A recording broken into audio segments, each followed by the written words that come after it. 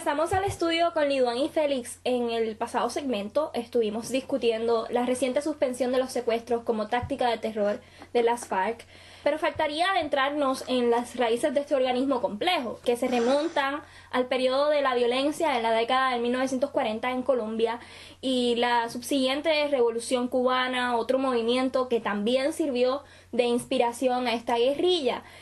Félix, las FARC se fundaron en el 1964. ¿Cuáles eran sus objetivos? Según reza la carta fundacional de la organización, sus objetivos principales eran acabar con las desigualdades sociales, las desigualdades políticas y económicas,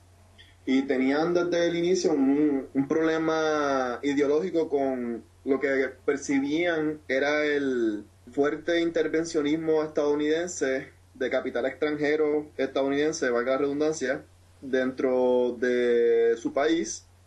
y consono con esta visión abrazaban el establecimiento de un Estado-nación de corte marxista-leninista y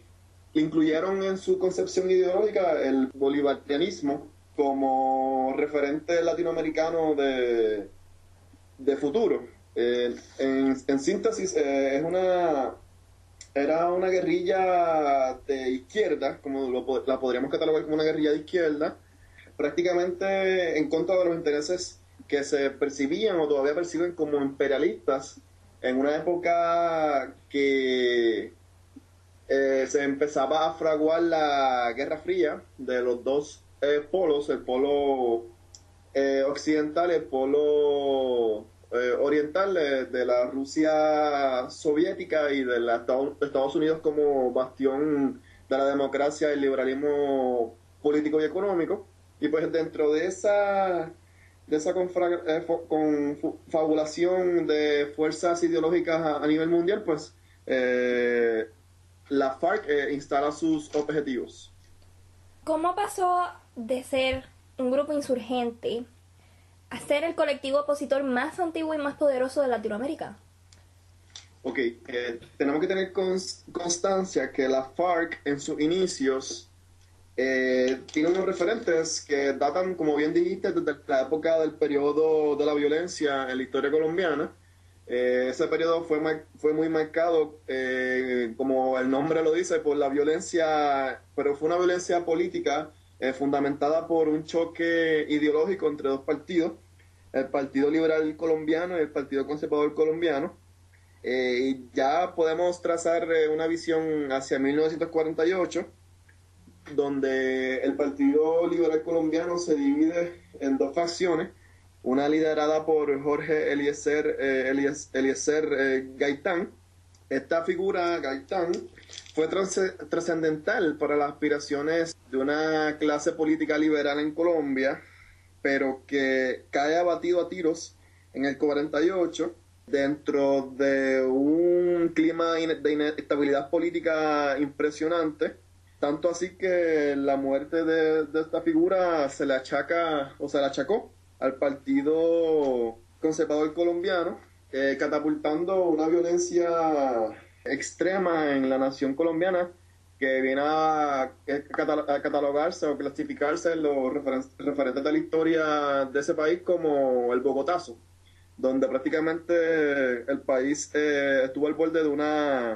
un colapso institucional. Luego en el 50, el Partido Conservador Colombiano revalida sorpresivamente las elecciones de la mano del ingeniero Laureano Gómez, que tuvo una presidencia bien breve, ya que tuvo problemas de salud, y comparte este periodo del liderato del país con un señor llamado Roberto Urdaneta.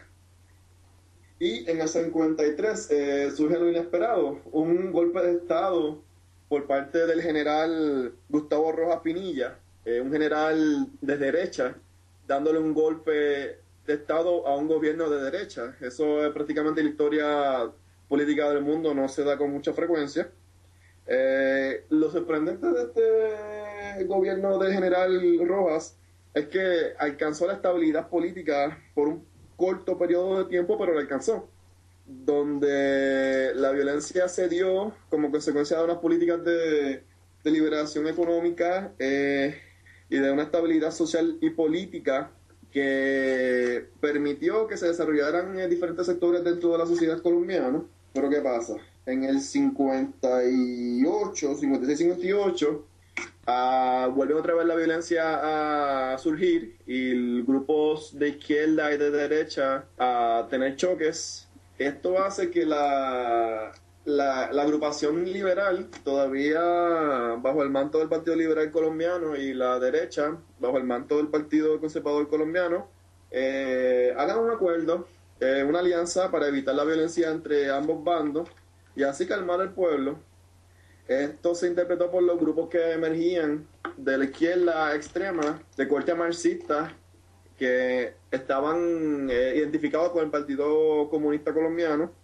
a ejercer un poder en la calle violento. Entonces, esta alianza entre ambos partidos, el Partido Liberal Colombiano y el Partido Conservador Colombiano, hacen que se acerquen a Estados Unidos como fuente de referencia a nivel internacional, provocando así que los marxistas contenidos en el Partido Comunista Colombiano sean el nuevo foco de resistencia en contra de las aspiraciones de lo que ellos concebían como un imperialismo intervencionista en la región. Esto desemboca en que estos grupos bajen geográficamente al sur del país colombiano y establezcan una zona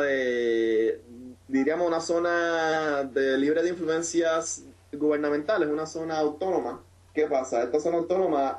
fue atacada por el gobierno y de este ataque surge un movimiento político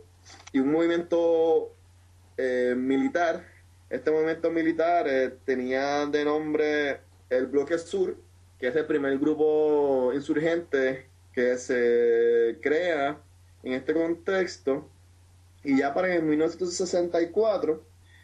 pasa a ser el brazo armado del Partido Comunista Colombiano, desembocando en una unión de fuerzas tanto de marxistas, comunistas, personas de izquierda, la clase más desfavorecida de Colombia, en lo que se conoce hoy día como las Fuerzas Armadas Revolucionarias de Colombia. Esa es en síntesis la génesis de esta agrupación insurgente. Cabe destacar que en el 1964 al 1966 este grupo se expande y toma control territorial de varias regiones de Colombia, pero también en el 1980 este grupo pasa a una nueva etapa porque empieza a notificarse y a cobrar atención del gobierno que este grupo tiene vínculos con el narcotráfico. Este negocio hasta cierto punto ayuda a que se resolviera en aquel entonces sus problemas económicos y que se pudieran mantener económicamente.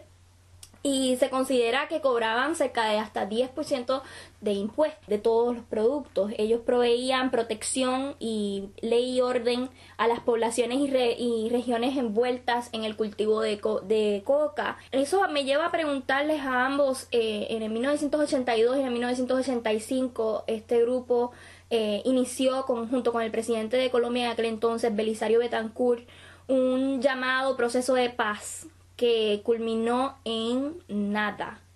Mi pregunta es, ¿por qué las FARC decidieron unirse al gobierno y sentarse a negociar con ellos si ya estaban económicamente autosuficientes? O sea, yo considero que como bien establece su carta fundacional, ellos tienen unos objetivos políticos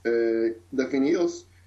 y aunque podríamos tener como referencia la fuente de narcotráfico, entiendo que no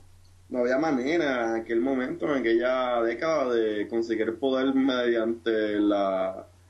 violencia solamente, y ellos intentaron